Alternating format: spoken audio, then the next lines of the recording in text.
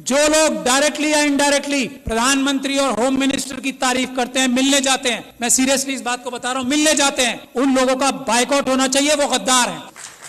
क्या बात करेंगे आप आरएसएस के लोगों से जो इस बात को तय कर चुके हैं कि हमें संविधान खत्म करके मनुस्मृति लागू करनी है? उनसे क्या बात करके और क्या समझाएंगे उन्हें सिर्फ ये जाके कह सकते हैं कि हम आपके पैरों में गिर चुके हैं, हम आपकी हर बात मानेंगे, सिर्फ हमें हमारी कम्युनिटी को धोखा देने का रास्ता बता दो। कैसे हम उनसे मीठी मीठी बातें करके, कैसे जज्बाती तकरीरें देके उनको बेवकूफ बनाएं और आपकी मदद करें, ये काम कर रहे हैं जो लोग उनसे मिलने जाते हैं। ये समझ लीजिए आप, उन्होंने सारी इंस्टीट्यूशंस जो हैं हाईजैक कर ली हैं। उन्होंने हम लोगों के, खास तौर पे एससी एसटी, माइनॉरिटीज और ओबीसी के जितनी टॉप लीडरशिप है सब हाईजैक कर ली। इस बात को जब तक हम तस्लीम नहीं करेंगे हम एक कदम आगे नहीं बढ़ा पाएंगे। अपने अंदर से गद्दारों को आइडेंटिफाई नहीं करेंगे हम एक कदम आगे नहीं बढ़ा पाएंगे।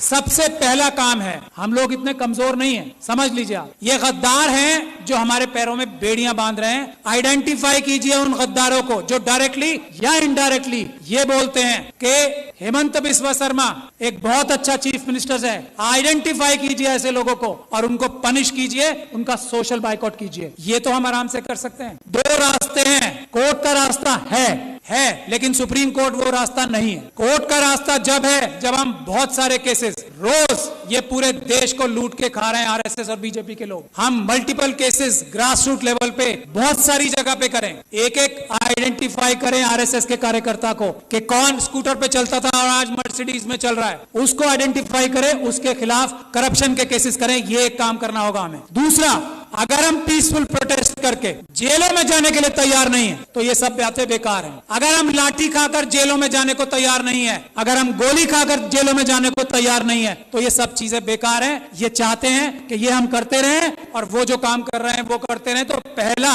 रेजोल्यूशन ये होना चाहिए कि हमें अपने देश को अगर बचाना है, संविधान को अगर बचाना है तो हमें जेल जाने के लिए तैयार रहना पड़ेगा। और जेल जाने वालों में सबसे पहला नंबर लीडरशिप का आना चाहिए, क्योंकि हम लोगों को लोग इज्जत करते हैं ना। हमारी ताकत क्या है? आज मुझे लोग इतना पसंद करते हैं, मैं क्या हूं? एक छोटा सा अदना सा वकील हूं। आज लाखों लोग मुझे सपोर्ट करते हैं, वो मेरी ताकत है। नहीं तो मेरी औकात और हैसियत नहीं है कि मैं चूं भी कर जाऊं इन लोगों के सामने। ये समझ लीजिए आप। और ये बात तस्लीम हमारे सारे एमपी एमएलए, बड़ी बड़ी तंजीमों के लीडर्स को करना चाहिए। उनकी अपनी जाती हैसियत और औकात किसी की नहीं है। मैं इस बात को तस्लीम करता हूं। आज अगर हम लोग इतनी जोर से बोल पा रहे हैं तो हमारे पीछे लोगों की ताकत है। उसकी वजह से हमें उन्हें धोखा नहीं देना चाहिए। जो अपने आप को जितना बड़ा लीडर समझता है उसे जेल जाने के लिए, गोली खाने के लिए, लाठी खाने के लिए सबसे पहले तैयार होना चाहिए।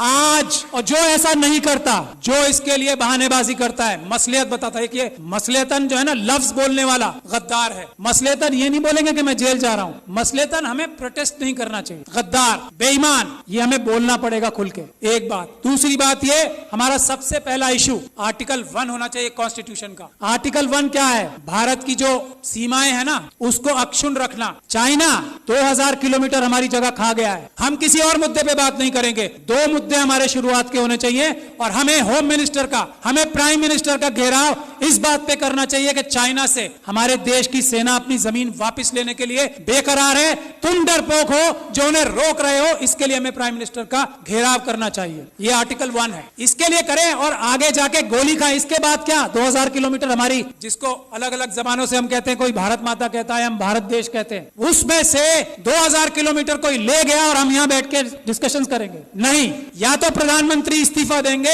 या वो 2000 किलोमीटर वापस लेंगे, नहीं तो हम मार्च करके हम खुद जाके वापस लेंगे। ये हमारा पहला एजेंडा होना चाहिए। दूसरा एजेंडा इस वक्त जो है वो है मणिपुर। अगर मणिपुर के लिए हम लोग प्रधानमंत्री का घेराव नहीं करते, प्रधानमंत्री और होम मिनिस्टर डायरेक्टली इन्वॉल्व है मणिपुर में जो हो रहा है। यहाँ मणिपुर के लोग बैठे हैं, अरामबाई तेंगुल, मेतेई लिपुम, ये 2 संगठन है आरएसएस के जिन्होंने ये सारा कारनामा अंजाम दिया है। अमित शाह साहब के साथ मिलकर जिन्होंने ये सारा कारनामा अंजाम दिया है, चीफ मिनिस्टर बीरेन सिंह के साथ मिलकर मेटिकुलस प्लानिंग से एक एक काम हुआ है। है वहां पे कुछ भी स्पॉन्टेनियस नहीं हुआ है। जब तक हम इस बात के लिए कार्रवाई नहीं करेंगे, और ये जो सुप्रीम कोर्ट में कार्रवाई अभी चल रही है उससे कुछ होने वाला नहीं, कुछ नहीं होने वाला। मैं एज लॉयर सुप्रीम कोर्ट आपको बता रहा हूं, कुछ नहीं होगा। बात 1-2 महीने में आई गई हो जाएगी। उन लोगों के साथ वहां ज्यादती होगी। आरएसएस और बीजेपी पाकिस्तान और चाइना के साथ मिलकर नॉर्थ ईस्ट और सारे बॉर्डर लाइन एरियाज को कमजोर कर रही है। ये हमारी जिम्मेदारी है। आर्टिकल 1 नंबर 1 बचाना सबसे पहले। मणिपुर के लिए हमें जाना चाहिए डेलीगेशन बना के, और सच्चाई सामने लानी चाहिए कि आरएसएस ने,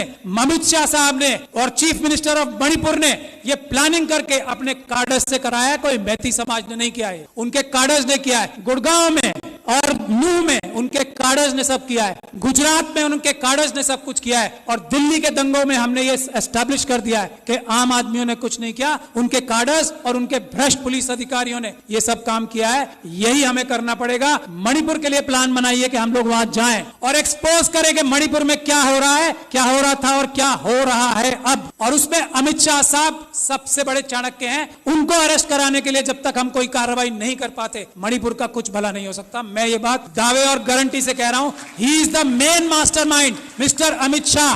वो वहां जाके बैठे ही इसलिए थे कि उन्होंने ये सब प्लानिंग करनी थी कि सब कुछ ठीक चल रहा है या नहीं। वरना भारत के होम मिनिस्टर में इतनी ताकत होती है, चेयर में, चाहे कोई डफर भी बैठ जाए उस पे। अमित शाह साहब की बात नहीं कर रहा हूं, ये डफर वर्ड उनके लिए इस्तेमाल नहीं किया मैंने। अगर कोई डफर भी बैठ जाए, भारत के होम मिनिस्टर की चेयर में इतनी ताकत होती है कि सब शांति वहां पे एक दिन में हो जाए। लेकिन जो होम मिनिस्टर वहां अपनी प्लानिंग ही करने गया था, इंप्लीमेंटेशन देखने गया था गुजरात मॉडल की, वो उससे क्या उम्मीद करते हो? आज तक किसी आदमी ने यह बोला है कि Amit Shah is the main mastermind of Manipur? नहीं बोला। यही हमारी कमी। तो मेरी यही गुजारिश है, एक तो जेल जाने के लिए जो लोग तैयार हैं, गोली खाने के लिए जो लोग तैयार हैं, लाठी खाने के लिए जो लोग तैयार हैं, वही बोले कि मैं लीडर हूं, वरना वो गद्दार है। मेरा ये मानना है। बाकी अपनी अलग अलग राय सबकी हो सकती है। यही एक टेस्ट है। अच्छी से अच्छी बात कोई भी कर सकता है। एक से बढ़कर एक स्पीच देने वाले, एक से बढ़कर एक भाषण देने वाले हम लोगों में भी हैं और आरएसएस में भी हैं। जबान की वैल्यू आजकल 0 हो गई। सड़क पे आए, गोली खाएं, तब बताएं कि मैं लीडर हूं, वरना मैं गद्दार हूं। ये बात तय है। मैं गोली खाने के लिए तैयार हूं